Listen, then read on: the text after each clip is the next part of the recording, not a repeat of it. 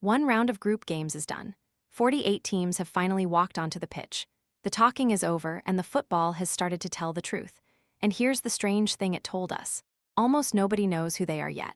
The favorites you would have written down a month ago looked vulnerable, confused, or completely dependent on one or two players. The teams nobody fancied came out swinging. And a handful of giants looked exactly as terrifying as advertised. So, let's go through it. The 11 questions that are going to decide the rest of this tournament, because the answers to these are where the trophy actually lives.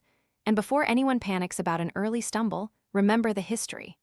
Argentina lost its opening match in 2022 and went on to win the whole thing. Spain lost its opener in 2010 and lifted the trophy weeks later. Almost every champion has a scare, a flat performance, a result that makes the fans nervous. One round is a tiny sample, but it's enough to see the storylines forming. So, let's start with the team that looked the most reborn. Question 1, will England's newfound courage survive the knockouts? Because something genuinely changed in that 4-2 win over Croatia. For years under Gareth Southgate, England's instinct, the moment they took a lead, was to retreat, to sit deep, protect the result, and invite weaker teams right back into the game. Respectable finishes, miserable football, talent left on the table. Under Thomas Tuchel, the message was the opposite. Harry Kane said the manager told them at halftime to take the shackles off, saying, "What's the worst that can happen? Show the world who we can be." And they did. After managing barely half an expected goal in the first half, England generated nearly 2 in the second, carving Croatia apart in transition. On that evidence, England are one of the 3 or 4 rightful favorites to win this. The only question is whether the courage holds when the stakes return. Because in the knockouts, the old instinct to shrink is always waiting. Question 2. Can the United States' aggressive midfield survive a real opponent? Because the 4-1 demolition of Paraguay was one of the most complete performances of the entire round. And it felt brand new for a team that's been followed by a storm cloud of doom for 2 years. Pochettino shoved his central players high up the pitch, told them to run in behind, and had them press relentlessly. Against Paraguay, it was flawless. Music, but that midfield, Adams, McKennie, and Tillman, is built on energy and ball winning, not control. Music, it's a risk-reward bet. When the press works, the United States creates chances without having to break down a settled defense. When it fails, acres of space open up between the midfield and the back four. Elite teams are far more comfortable playing through that kind of pressure, so we won't get the real answer until the knockouts. But when it comes, it'll come fast. Question 3, and you knew it was coming, can Portugal solve its Ronaldo riddle? After the 1-1 draw with Congo, the spotlight is now burning a hole in Roberto Martinez.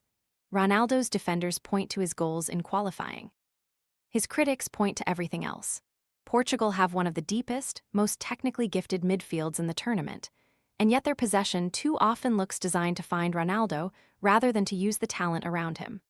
Right now, he is not adding anything to their build-up, and he is not stretching defenses, which leaves all that midfield creativity with nowhere to pass the ball forward. So, Martinez faces maybe the most delicate decision of any manager here.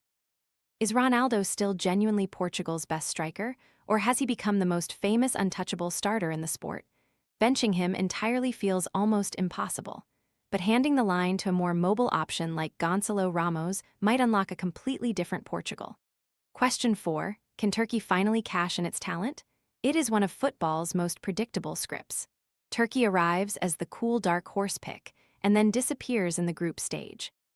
Like it did at both Euro 2016 and 2021. After losing 2-0 to Australia, that ghost is back in the room, and they may need to beat Paraguay just to survive. The talent is real, but music, so are the flaws. They could not create clear chances in settled possession, and they got more exposed the more they chased the game. Their shot map tells the whole story. 16 of 30 attempts came from outside the box, which is why all that effort added up to barely 1.36 expected goals. Arda Güler was supposed to be a breakout star. Instead, he spent the night firing hopeful long-range shots that went nowhere. Tournaments reward organization and discipline, not just gifted individuals. And Turkey has not shown it has the former yet. Question 5 is the fun one. Is Ousmane Dembele the next global superstar? Every World Cup mints one, James Rodriguez. Hughes in 2014, Music, Mbappé in 2018, a promising player who becomes a household name. And the early frontrunner for 2026 is a 19-year-old from Ivory Coast. Against one of the tournament's best defenses, Ecuador, Dembélé was electric. He applied relentless pressure on the box, created 5 chances, and dribbled past 4 players at 19. And his next opponent could be the launchpad because Germany love to dominate the ball and camp in the attacking half. And Germany have real questions about defending wide areas and direct runners. That is exactly Dembélé's game. Every German push forward becomes a chance to isolate a defender against one of the most explosive players in the entire field. If Ecuador was his introduction, Germany could be his coronation. Question 6. Does Hervé Renard have one more piece of World Cup magic up his crisp white sleeve? Few managers carry a reputation like the Frenchman in the lucky white shirt. The man behind Saudi Arabia's stunning upset of Argentina in 2022, a 2-time AFCON winner with Zambia and Ivory Coast.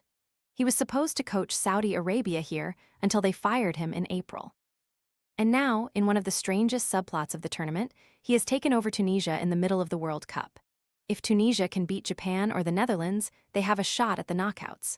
Dropping into a new team mid-tournament is a borderline impossible task, but it honestly would not be a proper World Cup without Renard turning up, white shirt and all. Question 7, which France is going to show up? We saw 2 completely different teams against Senegal. For 45 minutes, the co-favorites were a mess. One shot, a disjointed attack, a superstar lineup with nobody to actually run it. No press, letting Senegal control the ball and pile up touches in France's box. Then came a tactical switch that fixed everything. Moving Michael Olise into a central role gave France the playmaker they had been missing. He assisted Mbappé, created 4 chances in a single half, and showed exactly why he has become one of the best attacking players on the planet. So which is the real France? The vulnerable, structureless first half, or the overwhelming second? The ceiling is genuinely frightening. But that opening 45 was a reminder that even this much talent is not immune to being out-organized. Question 8. Can Nico Williams and Lamine Yamal get fit in time to save Spain? It took a perfect storm for Cape Verde to hold Spain to a goalless draw. An inspired goalkeeper, an off night for Spain's striker, chances that just wouldn't drop. Spain controlled the midfield exactly how de la Fuente wanted. The problem was the final third, where attack after attack fizzled into harmless passing around the box. That's precisely where Yamal and Williams become indispensable. 2 of the very few players alive who can manufacture an advantage entirely on their own. The kind of thing no defensive plan can coach away. The trouble is both are working back from injury and came off the bench, and Spain looked alarmingly toothless without them.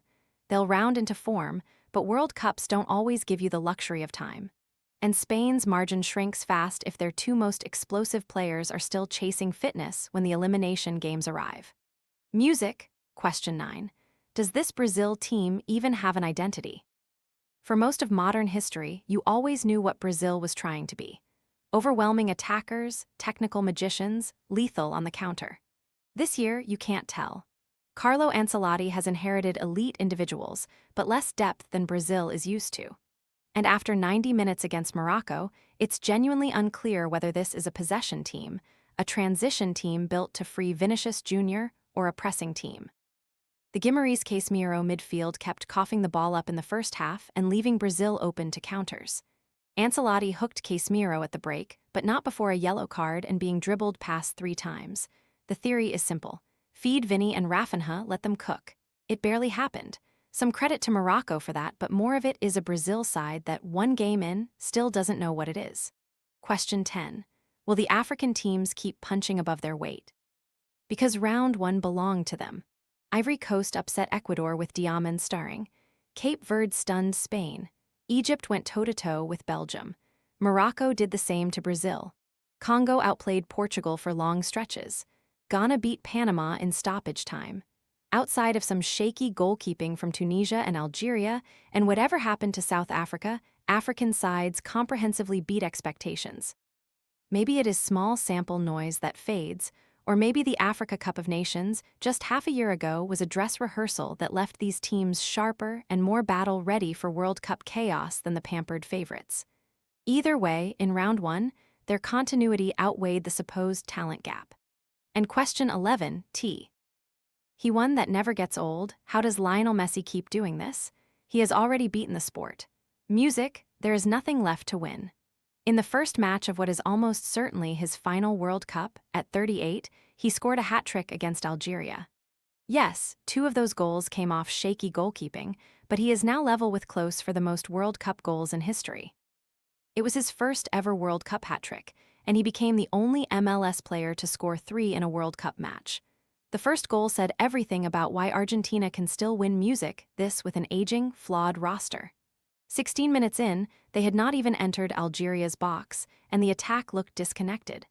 Then, Messi struck from 25 yards and erased music, every doubt.